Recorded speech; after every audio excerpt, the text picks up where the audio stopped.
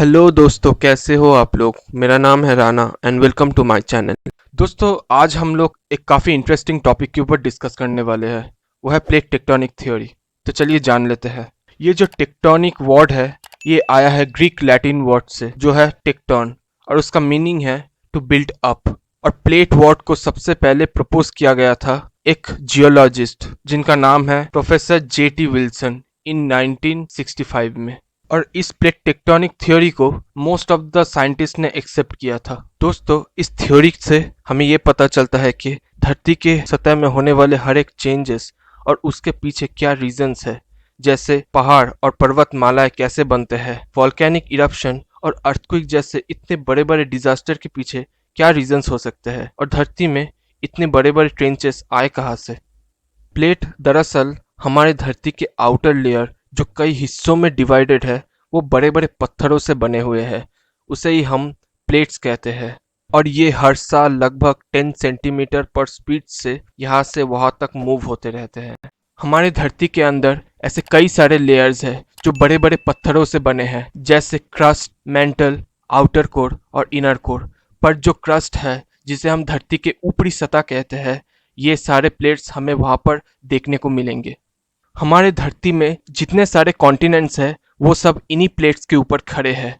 और ये सारे प्लेट्स जहाँ जहाँ मूव करते रहते हैं, कॉन्टिनेंट्स भी ठीक वहाँ पर मूव करते हैं। ये ठीक ऐसे काम करते हैं जैसे हम किसी एस्केलेटर के ऊपर खड़े हैं और अपने आप को बिना हिलाए एक स्थान से दूसरे स्थान पहुंच जाते हैं। और यही कॉन्टिनेंटल मूवमेंट प्रोसेस हमें कॉन्टिनेंटल ड्रिफ्ट थ्योरी में देखने को मिलता है। इस थ्योरी को एक मशहूर जियोलॉजिस्ट एल्फ्रेड वेगनर के द्वारा 1922 में पहली बार खोजा गया था।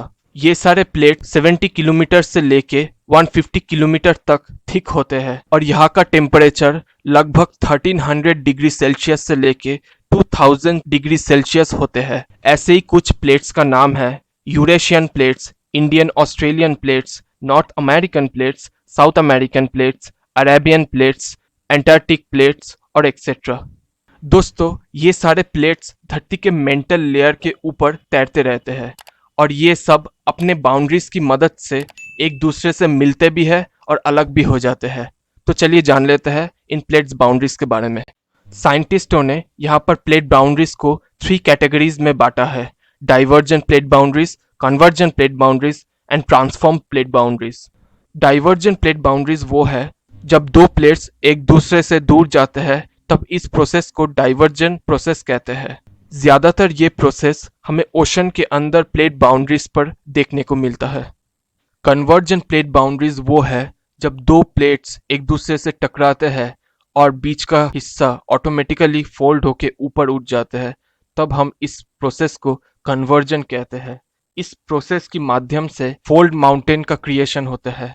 फॉर एग्जाम्पल, हिमालयन रेंज बना है यूरेशियन प्लेट और ऑस्ट्रेलियन प्लेट्स की टकराने से है। और ऐसा ही कुछ फोल्ड माउंटेन्स है, जैसे Alps mountain range in Europe और Andes mountain range in South America.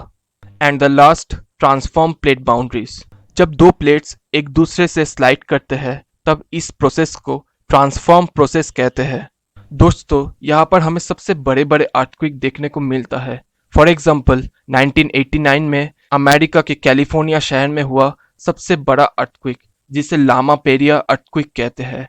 और इस अर्थक्वेक में अमेरिका के लगभग $6 बिलियन से भी ज्यादा नुकसान हो गए थे।